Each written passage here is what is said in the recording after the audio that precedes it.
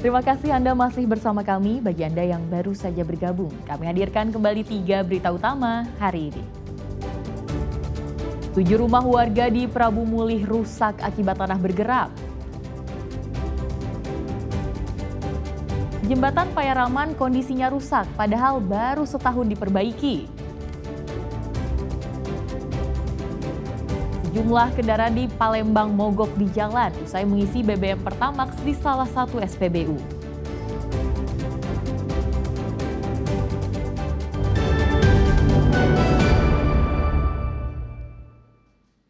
Sejumlah kendaraan di Palembang mogok di jalan usai mengisi BBM Pertamax di salah satu SPBU.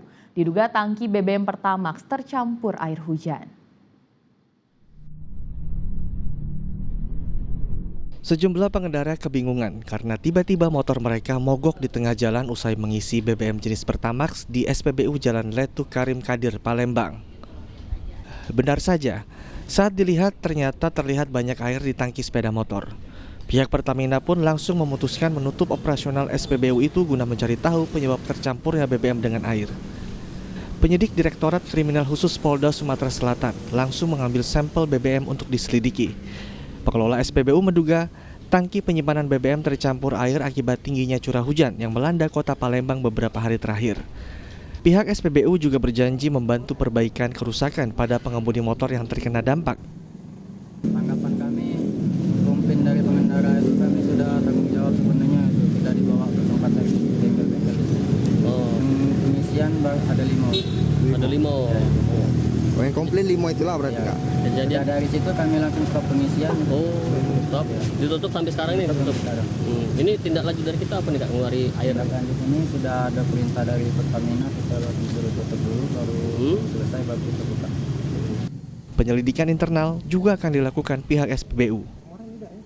Muhammad Ardi melaporkan dari Palembang. Penertiban pedagang kaki lima di Taman Kota Batu Raja Ogan Komering Ulu diwarnai cekcok. Keberadaan PKL dinilai mengganggu ketertiban dan keindahan. Satpol PP dan pedagang kaki lima di Taman Kota Batu Raja terlibat cekcok saat melakukan penertiban. Para pedagang menolak ditertibkan, mereka berusaha mempertahankan barang dagangan. Meski begitu, petugas tetap menertibkan para PKL yang bandel. Penertiban ini dilakukan karena keberadaan para PKL dinilai mengganggu ketertiban dan keindahan kota Batu Raja. Selain berjualan di kawasan publik, para pedagang kerap meninggalkan peralatan berupa tenda, kursi, kompor, dan gerobak di sekitar taman kota.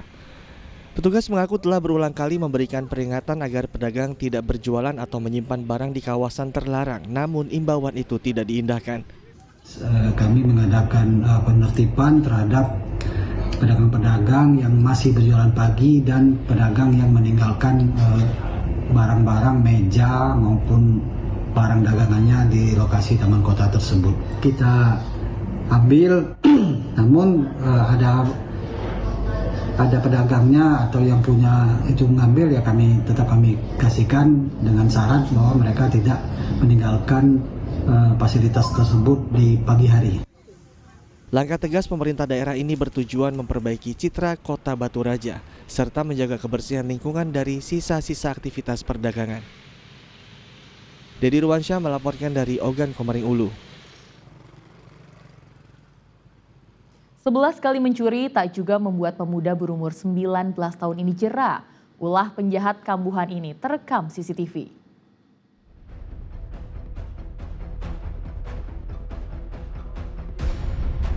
Lagi-lagi, CCTV membantu mengungkap pencurian. Kali ini Dika, pemuda berusia 19 tahun yang ditangkap setelah 11 kali mencuri. Dika sepertinya tak pernah bosan di penjara, padahal baru Agustus lalu ia keluar setelah 2 tahun di penjara karena kasus pencabulan anak di bawah umur. Dika dibantu oleh Rama, kawannya yang hingga kini masih buron.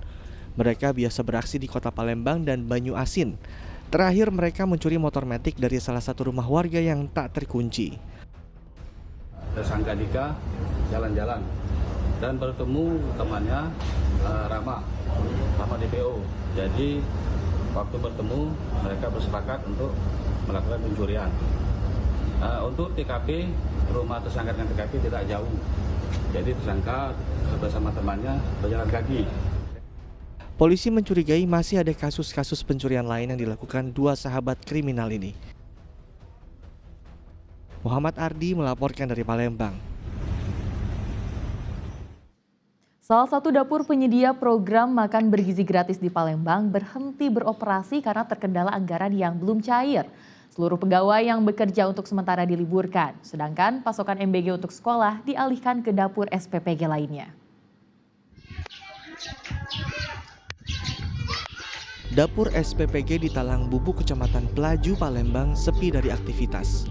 Tidak ada tanda-tanda pegawai mempersiapkan makanan bergizi gratis untuk sekolah. Dapur SPPG ini berhenti beroperasi akibat anggaran MBG dari Badan Gizi Nasional belum cair. Dampaknya 49 orang terpaksa diliburkan. Dapur SPPG beroperasi sejak 22 Oktober 2025 untuk mendistribusikan 3.500 porsi di Kecamatan Pelaju.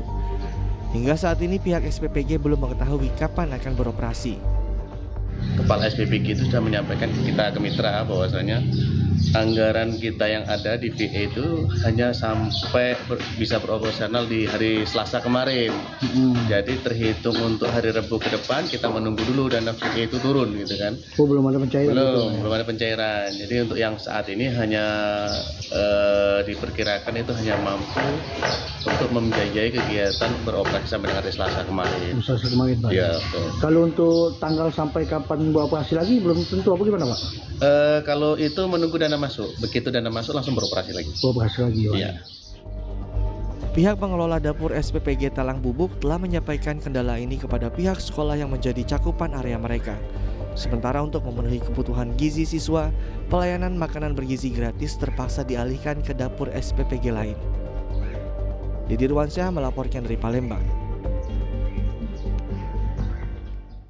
Petugas pemadam kebakaran di Pali berhasil mengevakuasi seekor ular kobra dengan panjang 2,5 meter. Ular berbisa ini ditemukan bersembunyi di area dapur rumah warga.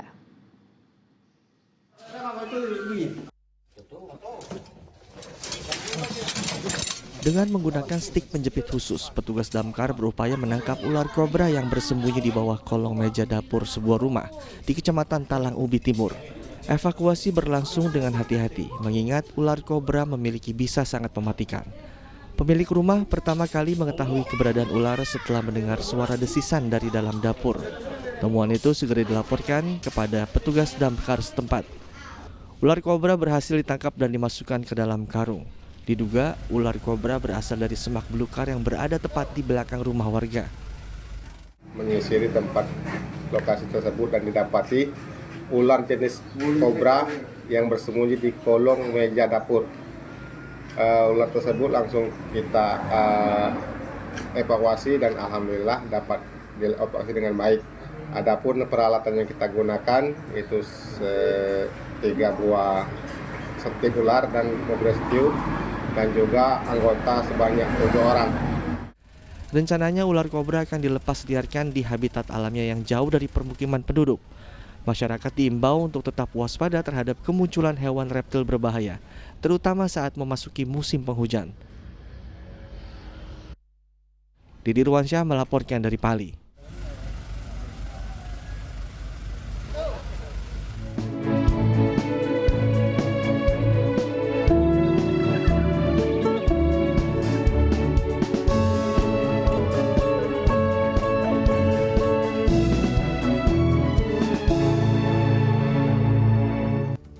Ya, laporan tersebut mengakhiri berita Sumsel hari ini. Jangan lupa pastikan Anda subscribe channel YouTube Liputan 6 SCTV Daerah. Saya Tia Anissa, berterima kasih atas perhatian dan kebersamaan Anda. Selamat beraktivitas dan sampai jumpa.